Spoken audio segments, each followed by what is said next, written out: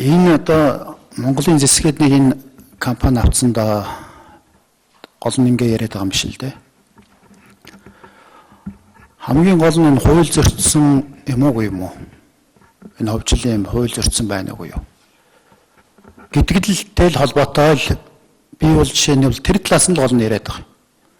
Илэрхий эн чинь одоо хууль зөрчсөн юм сая ажлын хэсгийн дүгнэлтэн дээр гараад ирж байна шүү дээ. Засгийн газар шийднэ. Засгийн газар шийдэхдээ өмчийн эзэн одоо энэ асуудлыг ард түмний өмнөөс энэ асуудлыг барьж байгаа улсын их хурлтайгаа зөвшөлдсөд шийднэ гэсэн ийм заалтууд л байгаа шүү дээ. Тэгэхээр энийг аль алийг хийгээгүй. Ийм байхад улсын их хурл жишээлх юм бол өөрийнх нь гаргасан хуулийг хэд хэдэн хуулийг техникийн үндсэн хуулийг зөрчиж байхад энэ дээр за яах вэ гэд ингээд явах юм бол цаашдаа бол бид тэрийн энд суух хэрэг байгаа мó юм гэдэл юм гарна шүү дээ. Яах юм тэр ард түмэн та нар одоо энэ ард түмний өмчийг бидний өмнөөс ман тэрийг өсөг аривжуул тэр үр дүнгийн ард түмдээ хүртээ гэд ингээд гол нь одоо энэ нэг 60 энэ нэг 76 хүнийг сонгосон байгаа шүү дээ. Энэ 152 нүдийг одоо ерөөсөө яг л энэ дээр л одоо тавилгсан байгаа шүү дээ. Тэгтэл энийг хийж чадахгүй байгаад байгаа бол өнөөдөр улсын их хурлд яг юу хийх юм бэ? Энэ үүднээс даруйхан шиг улсын их хурл энийг хилцэх зүйтэй.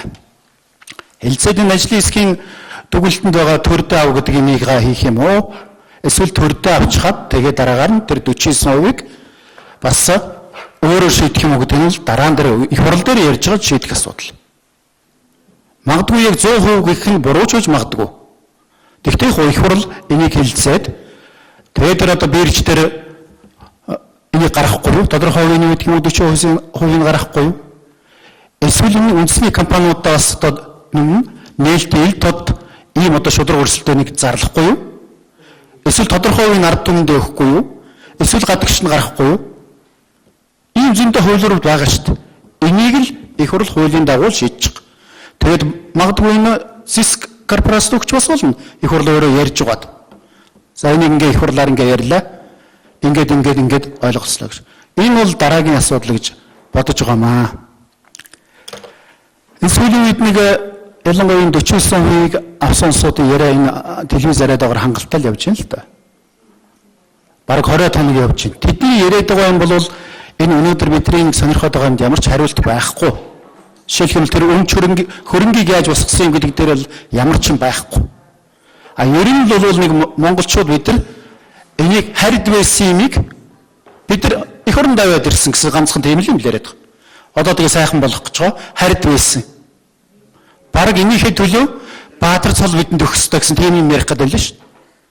А тэгж ярих юм бол бас одоо 49% нь Оросд байснараа бас их хохироод байсан бас байхгүй шүү. Юу болсон жишээлбэл энэ татврынуудыг харахад бол 300 400 жилийнхэн 300 400 500 тэрбум төгрөгийн татвар төлөөл явж л байсан ба шүү дээ. Них амар улсуудад байсныг нь одоо аваад ирсэн юм шиг бас тэгж яриад бол хэрэггүй. Тэгж ярих юм бол Оросын тал бол 2 жилийнх ногдлошгийг өгөөгүй юм биш шүү дээ. Оросууд өгөх ёстой байсан 2 жилийн ногдлошгийг бол энэ компани шууд авцсан л биш шүү дээ.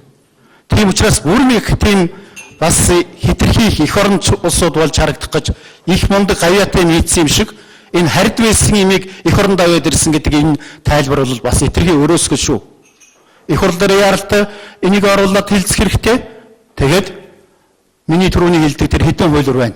Тэрний аль нэгээр шийдэх хэрэгтэй.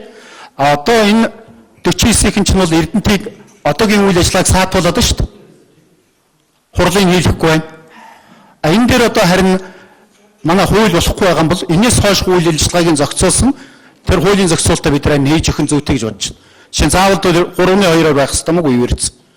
Тэрэндээс ахуулаад компани хуулиудаар заавал бүгдийг зохицуулна гэж явах юмгүй юу?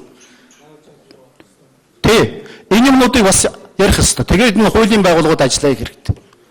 Би зүгээр цаасын үзээгүй учраас одоо бүрэн итгэлтэй ярьж чадахгүй л байна л да. Прокурор улам нийслэлийн прокурор энэ хууль зөрчсөн ямар ч асуудал байхгүй гэж тэгж одоо улсын хурлд бичиг ирүүлсэн гэдгийг одоо маргааш үзье та.